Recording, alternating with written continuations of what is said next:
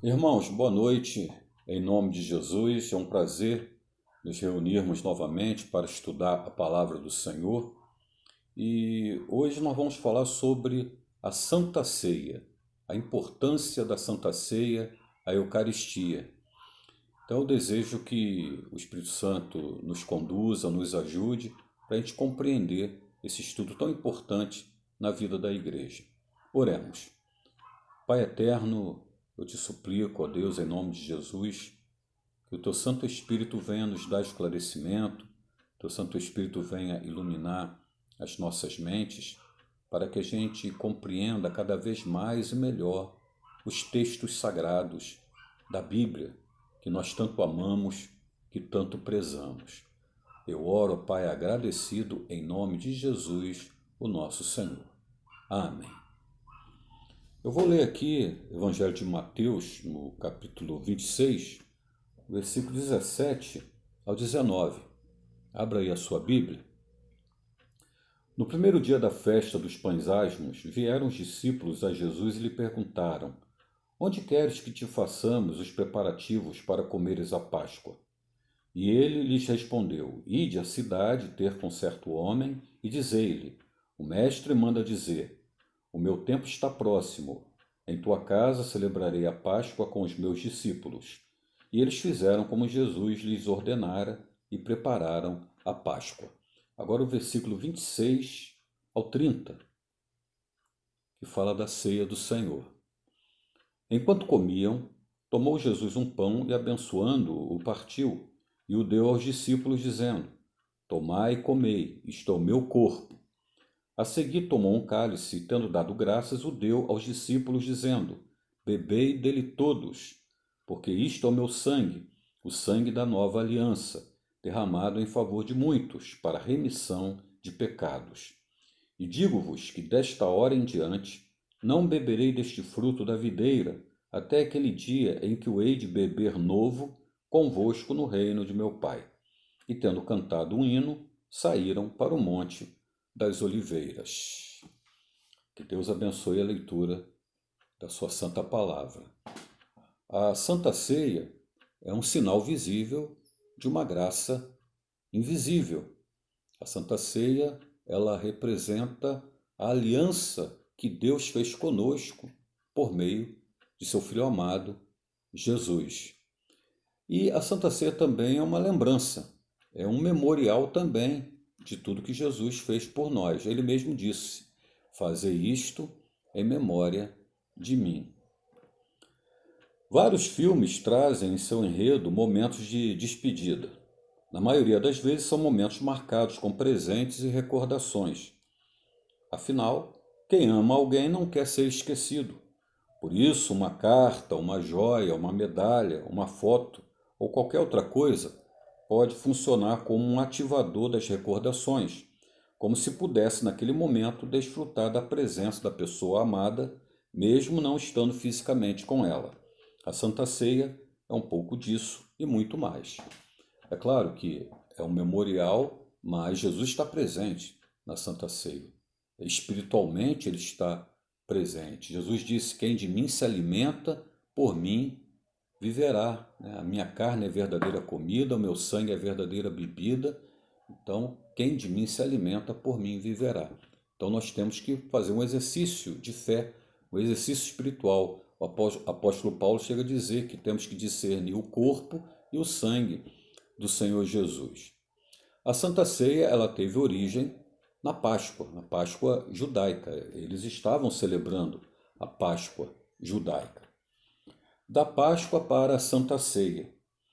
O sacramento cristão da Santa Ceia teve origem na prática do Velho Testamento, a qual Jesus dá um novo significado, criando uma nova aliança de Deus com o seu povo, uma aliança renovada.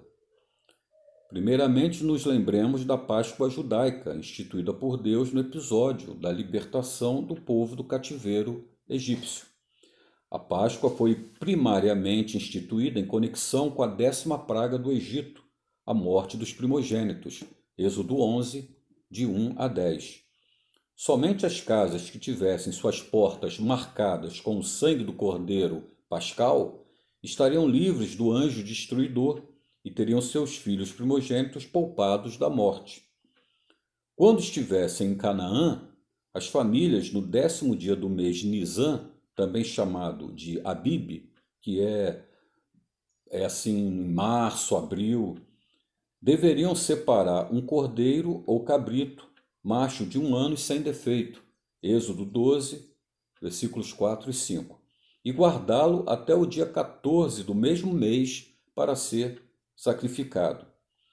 Seu sangue devia ser passado nas laterais e nas vergas das portas, e sua carne devia ser assada e consumida junto com ervas amargas e pães sem fermento, chamados pães asmos.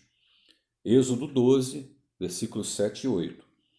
Durante os 7 dias seguintes deveriam comer pão sem fermento. Com exceção do sangue nas portas, os judeus deveriam repetir esse rito todos os anos, como um memorial, Êxodo 12, 14, lembrando-se da libertação do Egito pela mão forte do Senhor. Sendo Jesus cumpridor da lei como era, estava em Jerusalém para as comemorações da Páscoa e convocou seus discípulos para participarem com ele.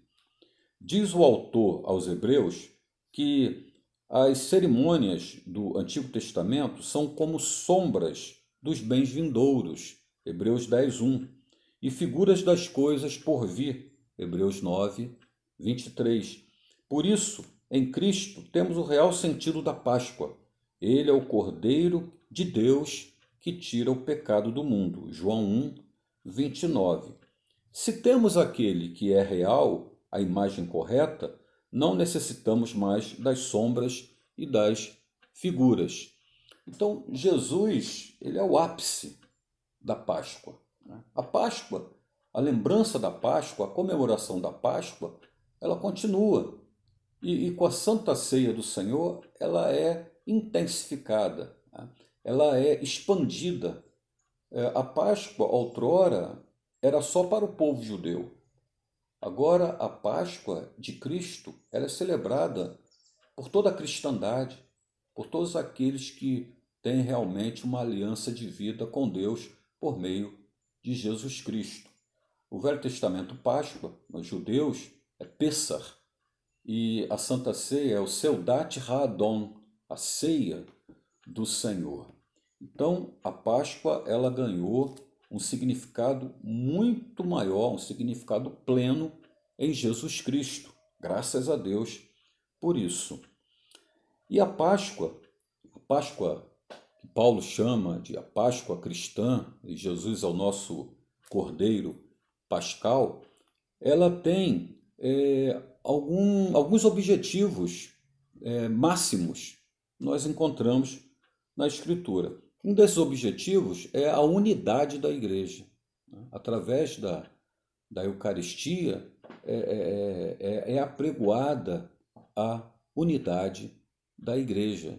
Jesus, na sua oração sacerdotal, em João 17, ele roga ao Pai que nós sejamos um. Sejamos um. E a Santa Ceia, ela tem esse significado de comunhão. O Novo Testamento também dizia participar da comunhão, era participar da ceia do Senhor, estarem todos unidos, né? Tendo um só Senhor, uma só fé, uma só esperança, um só batismo. Então, unidade da igreja. Todos os discípulos de Jesus devem comer do pão e beber do cálice, Mateus 26, 27. Afinal, seu sangue foi derramado em favor de muitos. Os discípulos de Cristo têm em comum a participação da vida e da morte do Mestre. Aqueles que assim não o fazem não têm parte com ele. João 13, versículo 8. Se nos lembrarmos daqueles homens sentados à mesa com Cristo, veremos o quão diferente eram, exemplificando que a unidade proposta por Jesus não tem a ver com classe social, escolaridade, cultura ou qualquer outra particularidade. O que pecadores, publicanos, zelotes e fariseus podem ter em comum? Nada, humanamente falando. tudo se o corpo e o sangue de Cristo foram dados por eles. Essa unidade não poderia ser de fato natural, mas produzida sobrenaturalmente naqueles que foram salvos por Cristo. Então, a Santa Ceia, além de ser esse sinal da nossa aliança com Deus por meio de Jesus, ela também tem que ser um sinal da aliança que temos uns com os outros, né? Essa unidade cristã, né? Por isso, repito, a Santa Ceia também é chamada no Novo Testamento de comunhão, comunhão dos santos, participar da comunhão dos santos. A Santa Ceia, ela também tipifica, significa o sacrifício de Cristo. Qualquer filme que apresente alguém morrendo de maneira tão violenta como Jesus morreu, seria censurado para menores de 14 anos, pelo menos. Imagine a cena de seu corpo sendo perfurado pelos pregos e espinhos da coroa e a quantidade de sangue por conta disso. A despeito desse quadro mórbido, a ordem de Jesus foi para que o pão e o vinho nos fizessem lembrar de sua morte até a sua volta. Ele fala que temos que comer do pão, beber do vinho, o corpo e o sangue, e ele fala que devemos fazer isso todas as vezes que participarmos da Santa Ceia até a sua volta, né? Lembrando da sua morte até a sua volta. O que deve ser lembrado? Muito mais que o quadro de sofrimento. O que não pode sair da nossa mente é o motivo que levou Jesus a sofrer. Ele o fez por nós por causa da vergonha do pecado que nos vestia. O pão e o vinho nos levam a meditar no castigo que era nosso e o perdão concedido em Cristo por ter nos substituído na cruz. Em terceiro lugar, a Santa Ceia, ela nos fala do amor, né? Também significa o amor de Deus por nós na pessoa de Jesus, do seu Filho amado. Ao afirmar que seu corpo e sangue eram oferecidos por pecadores, Jesus explicitou o grande amor com que nos amou, tanto dele quanto do Pai. Nós vemos isso em João 15, versículo 13. Vamos ler aqui. João 15, versículo 13. Ninguém tem maior amor do que este, de dar a alguém a própria vida em favor dos seus amigos. E também Efésios 2, vamos aí manipular aí as páginas da Bíblia, Efésios 2, 4. Mas Deus, sendo rico em misericórdia, por causa do grande amor com que nos amou, e estando nós mortos em nossos delitos, nos deu vida juntamente com Cristo, pela graça sois salvos. Efésios 2, versículos 4 e 5. Há, na verdade, uma redefinição do significado de amor. Enquanto o mundo entende amor por sexo, a Bíblia o explica em termos de sacrifício. O mundo, amor para o mundo, ou é aquele amor romântico ou é amor eros, né? Amor sexual. O amor de Deus nos fala de sacrifício. Amar de verdade foi o que Deus Trino fez. O Pai entregou o seu próprio Filho, João 3,16, e o Filho entregou-se a si mesmo, João 10, 18. Vamos ler aqui. João 10, versículo 18. Ninguém tira a minha vida, né? Ninguém a tira de mim. Pelo contrário, eu espontaneamente a dou a minha vida. Tenho autoridade para entregá-la e também para reavê-la. Esse mandato recebi de meu Pai. Então, ele deu a sua vida por amor espontaneamente e depois a retomou, né, através da sua ressurreição. A Santa Ceia, a Eucaristia quer dizer agradecimento, né? Gratidão. Ela também ela nos fala de refrigério, ela significa refrigério espiritual. É curioso o fato de Jesus ter ensinado a mais preciosa lição sobre seu sacrifício exatamente diante de uma mesa, usando elementos da dieta comum do povo. Ele já havia feito isso antes, ao se chamar de pão da vida, João 6,35 e versículo 48, e água viva, João 4, 10, 11 e João 7, 38. Assim como o beber e o comer são ao mesmo tempo fonte de vida e prazer para o corpo, Jesus o é para a alma. Ele é a necessidade básica para que a alma não morra. Ele é fonte de prazer para que vivamos satisfeitos. Mateus 11, 28. Então, a gente se alimentar de Cristo é um refrigério, é satisfação para a alma, é alegria, é tudo de bom que nós possamos imaginar, né? Eu até já comentei na igreja, e tem uma frase muito interessante que diz que uma pessoa é o que ela come, né? Então, se eu me alimento de Jesus, como diz Paulo, né? Não sou eu mais quem vivo, mas Cristo vive em mim. Não tem pessoas aí que se alimentam de tanta coisa que não presta, né? E ela vai acabar demonstrando, né, que ela come coisa que não convém. Já aqueles que comem coisas boas, né, isso também vai ser percebido na sua vida, no seu ser, até no seu corpo, né? Então, espiritualmente, se eu me alimento de Jesus, eu espiritualmente eu vou ficar cada vez mais parecido com ele, né? Assim como o apóstolo Paulo falou, né? Assim como tantas pessoas fazem e ficam cada vez mais parecidas com Jesus. Então, o homem é aquilo que ele come, né? Do que a pessoa se alimenta, ela vai acabar expressando isso aí. A Santa Ceia, ela também nos serve para um autoexame, para que a gente possa até se conhecer melhor. Sempre que a Santa Ceia é celebrada, Deus nos concede uma nova oportunidade para autoexame e arrependimento.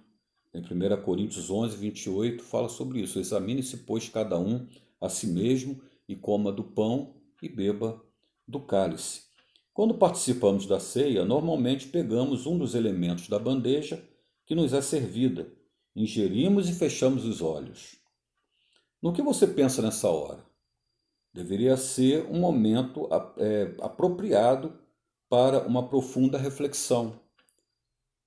Quando participamos da Santa Ceia, nós deveríamos estar assim nos indagando. Aí tem aqui algumas indagações que deveríamos fazer no momento em que celebramos a Santa Ceia. Eu sei realmente o que Jesus fez por mim? De que maneira isso deveria impactar minha vida?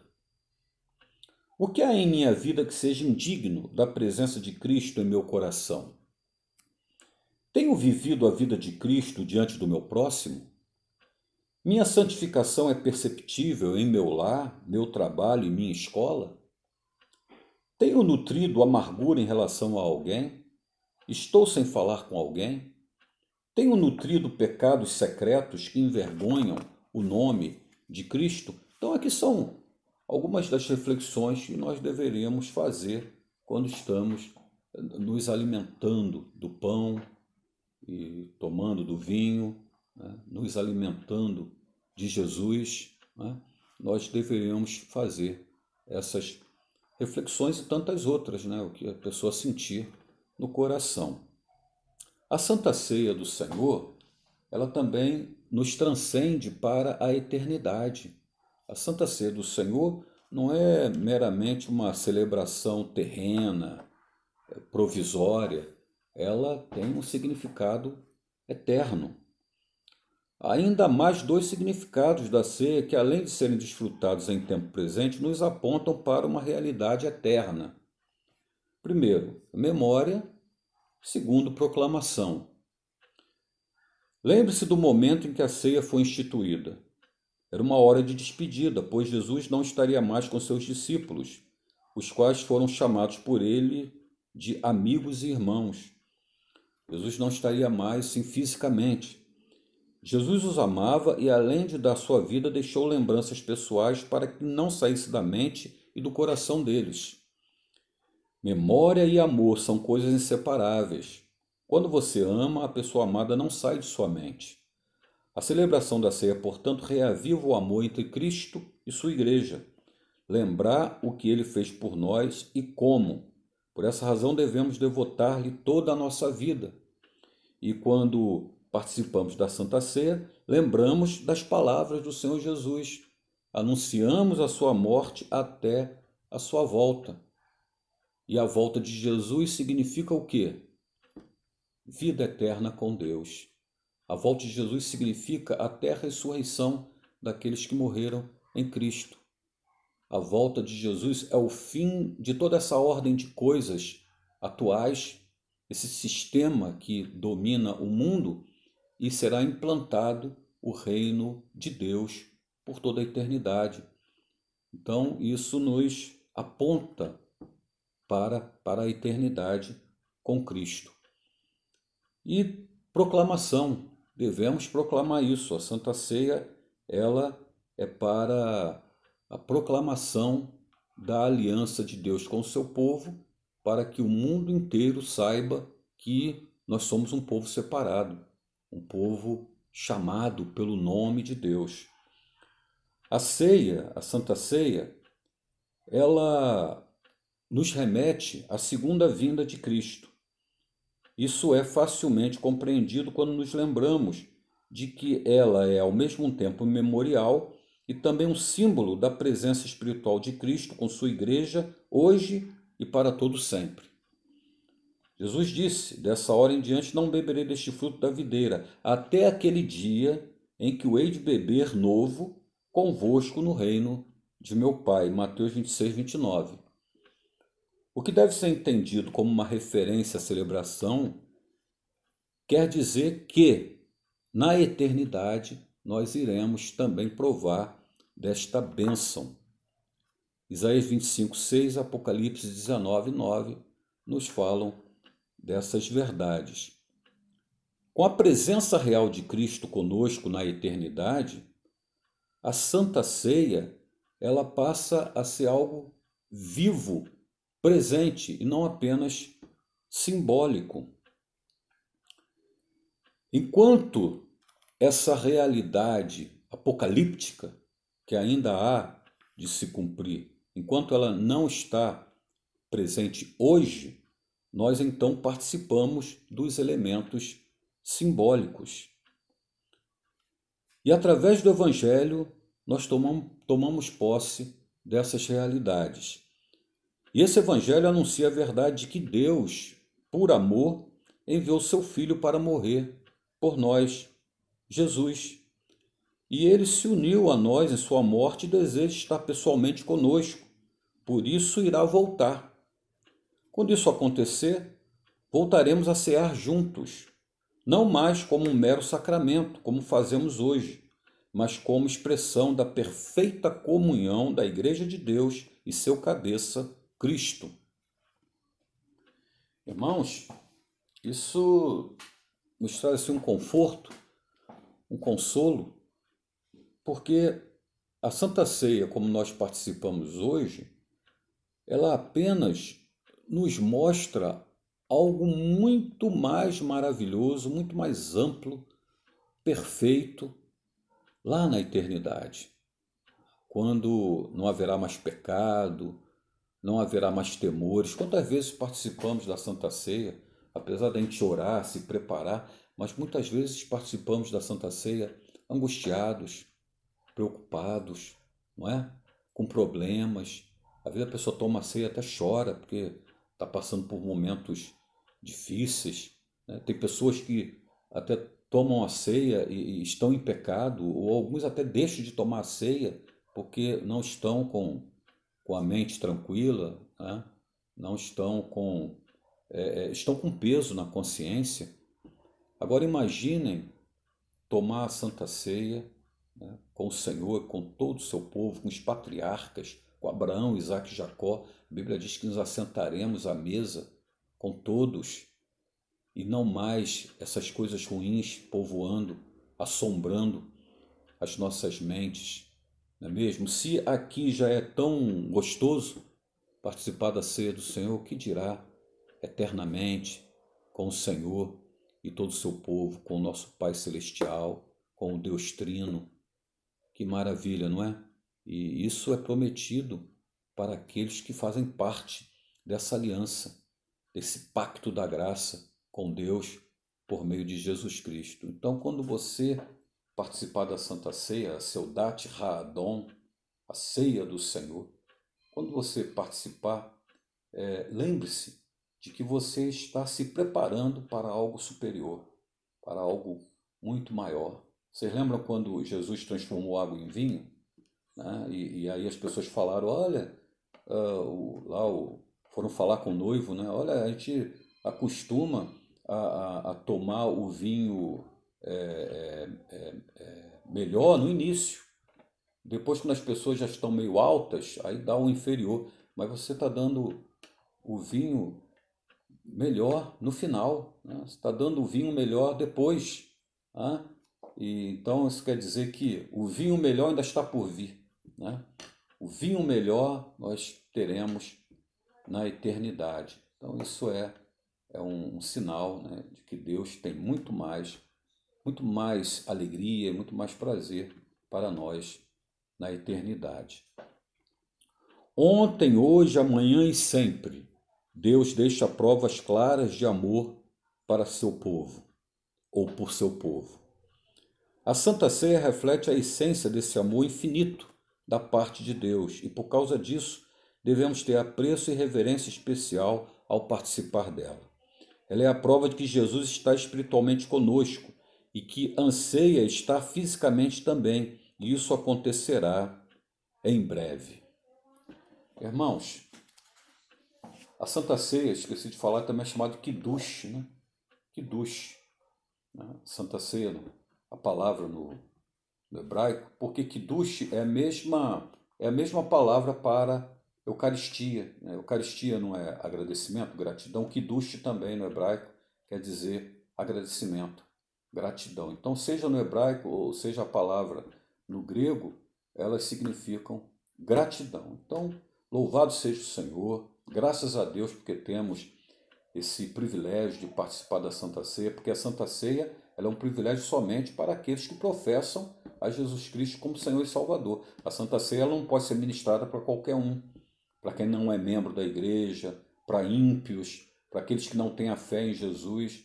A Santa Ceia ela é para aqueles que fazem parte do corpo de Cristo, que se tornaram membros da igreja por meio do batismo e agora têm o privilégio de tomar a Santa Ceia. Então, esse é motivo de gratidão, de louvor, que Deus seja louvado por esse alto privilégio que Ele concede aos seus filhos. Então, que Deus os abençoe, que Deus abençoe a sua vida e que esse sentimento de gratidão e essa compreensão do verdadeiro significado da Santa Ceia venham encher o teu coração de alegria, de paz e de desejo cada vez maior de servir ao Senhor. Que Deus abençoe, que essa palavra venha falar fundo aos nossos corações. Oremos.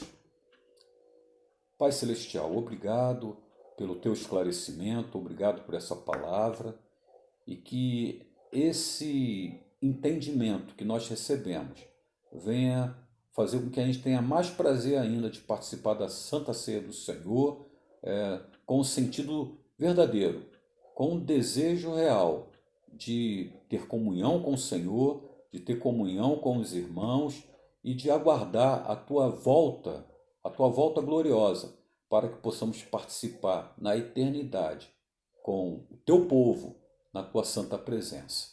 Muito obrigado, Pai, fala aos nossos corações, nos esclarece e que, em nome de Jesus, sejamos sempre edificados pela tua santa palavra. Eu oro agradecido, suplicando o teu favor, em nome de Jesus, o nosso Senhor. Amém.